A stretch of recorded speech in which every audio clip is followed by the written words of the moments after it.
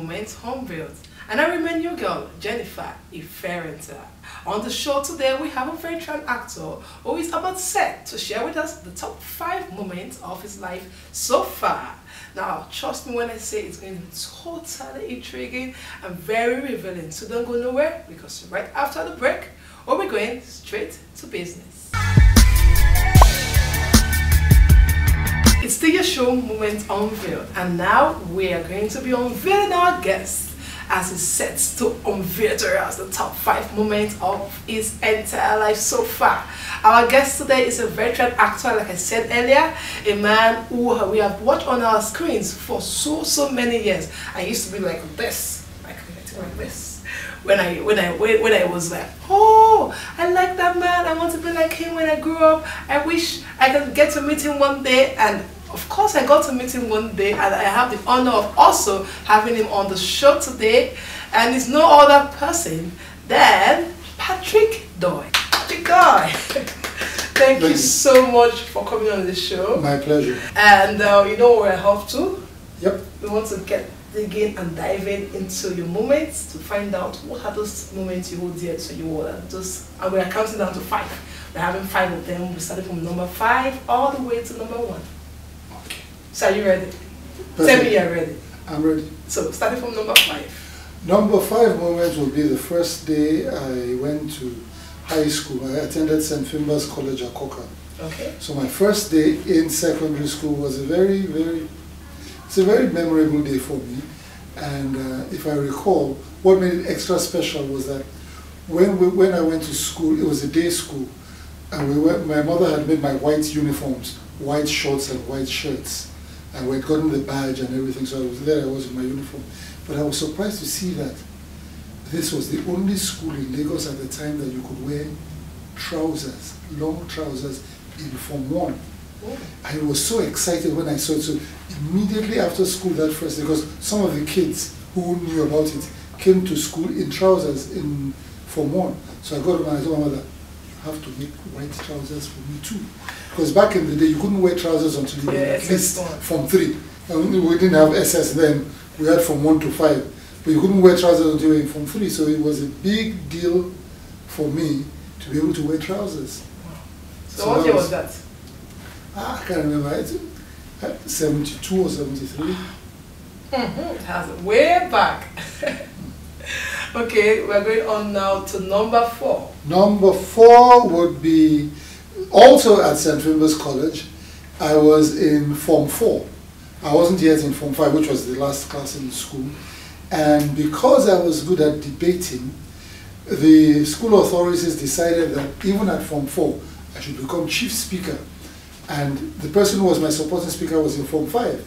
So I was chief speaker in Form 4, and I was leading somebody, I was the leader of a team of somebody who was in Form 5. That was a memorable moment which I'm not likely to forget in a hurry. So you were in a lesser debating class? team. No, I was in Form 4, and I was chief speaker, and my supporting speaker was in Form 5. And he was a prefect too. Wow. So how did you feel going against, in a debate, your I didn't go against him. It's a debating team. In debate, you guys, if either for or against. So were you for or against? No, we're on the same team. Okay, you're on the same team. We're representing the school. Oh. So the school decided that a Form 4 student will be the captain of the debating team instead of a Form 5 student. Honor. It was a great honor. But I must commend my senior at the time, because he did not show a single sign of jealousy or being upset. He was a team player, he was a trooper all the way. Wow. Wow, that is very unusual. Okay. So our school was unusual. Our school was a good school. Our principal was Father Dennis Slattery, an Irish gentleman who was one of the people who fought for Nigerian independence. An Irishman, Aoyimbo, fighting for Nigerian independence. And he was the first chairman of the Nigerian Football Association. Oh, there are so many unusual things happening in your school. No, but I mean, because Father Slattery was that kind of person, that's why he could say the Form 4 boy is better than the Form 5 guy, let him be the captain of the team. If it was left to a Nigerian principal, I say lie. Wow. Okay. So we are going straight on to number 3. Number 3 would be the first day I went on air as a professional broadcaster on Voice of Nigeria, and that would be sometime in 1980, I think. Yeah, around 1980, after I finished at the Federal Radio Corporation Training School, and I started working at Voice of Nigeria. Usually you work for about 2 or 3 months with a senior person where you are like an apprentice announcer. So you want sometimes during the man's shift, he'll say, okay, Patrick, come and say a few things. No. Actually, you can talk, but you have an organ. Yeah. You're like, we used to call it your double banking. When you're double banking with a senior colleague before they allow you to have your own shifts.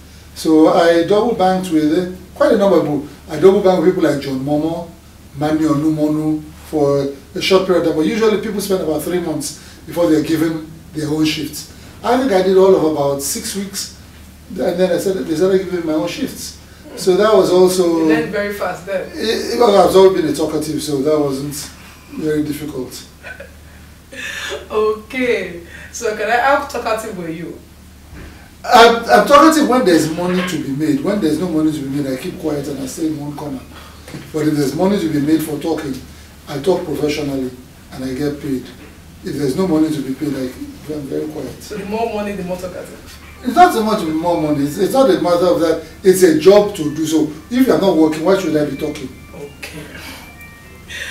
Okay. We are going straight on now to number 2. Number 2 would be when I hosted the Nigerian Music Awards, I think in 1992 in Abuja. The Nigerian Music Awards was one of the most spectacular events on the social calendar in Nigeria. We had never done any show like that. We took about 1,000 people to the Nikon Noga Hilton in Abuja back in 1992, and we had a great show over a 3-day period, and it was fantastic. And for the first time, the president at the time, the military president at the time, Ibrahim Babangida, attended the Nigerian Music Awards. And it was a special day where I was at my top form, made nice jokes and everything. And when Babangida came on, he says, "Oh, well done, Patrick, I've really enjoyed," so like that was, it was nice that Babangida said, "Well done, Patrick," and he had kind words to say. The way he talked to you, you would have thought that we were friends. But that was the first time I was meeting him, but very personable character. So that was a great time. Nigerian Music Award 1992. Wow, so the Nigerian Music Awards has been coming from way back, 1992. Making it like the first one was 1989. Oh, 1989. That's right. I will reserve my comment on why that year is special to me. Okay. That has been Patrick Doyle giving us the top 4 moments of his life so far. We started from number 5 and now we're at number 2. Now, shortly after the break, we'll be going all the way to number 1. So don't go nowhere, we'll be right back. Welcome back. Now it's time for us to go to number 1 of Patrick Doyle's top 5 moments. Now let's roll the bass and let's roll the drums. Number 1. Patrick Doyle, give it to us. Number 1 will be what I consider very memorable for me because I was seated on the front row, like the VIP front row, at an award ceremony that took place in the United States when Dr. Akin Adesina, the former Minister of Agriculture in Nigeria, was being given the World Food Prize at the Iowa State House of Assembly. Big international event.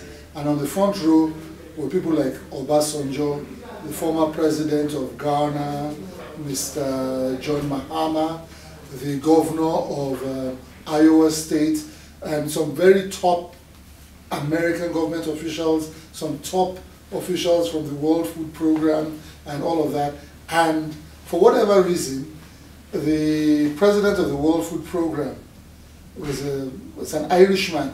I have Irish ancestors. So when he heard that there was a Nigerian man of Irish origin attending the event, he said, because he's an Irishman also, he's going to put me on the front row. And I was on the front row, people like Obasanjo, and that for me was a fantastic and memorable event that I'm not likely to forget in a hurry. The World Food Prize award ceremony in Iowa, where I was put on the VIP front row. Are you Irish, Russians? My names are Patrick Doyle. The 2 names are Irish names. So he assumed you're Irish or you're actually He didn't assume I'm Irish. Okay. I said I have Irish ancestry. Okay, that means in your Ancestral. It means my grandfather was Irish. Simple and period. Your grandfather was Irish. That's why my name is Patrick and Doyle. My name is not like a Nigerian name like Coca or Da Silva. I can assume that's probably where you're from. So it's because you have an ancestral lineage it's from Irish. That's right. That's why you are Patrick Doyle.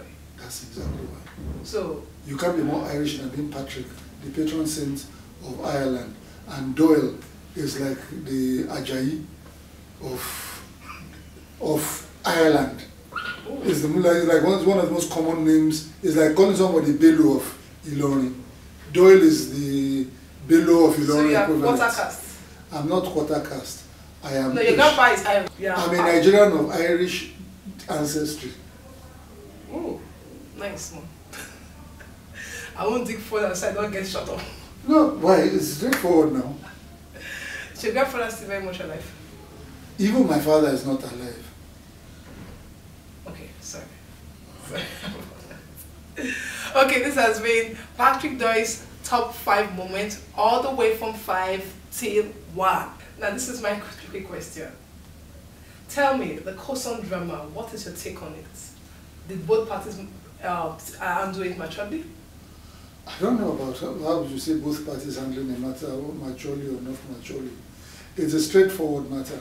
Some people wanted to take over the chairmanship of the society, and they made a play for it at the place where they had the chance to do so. They had a board meeting, they had the numbers, and they effected a change in the chairmanship. But a few days later, about 11 days later, there was a General Congress of the membership of COSOM.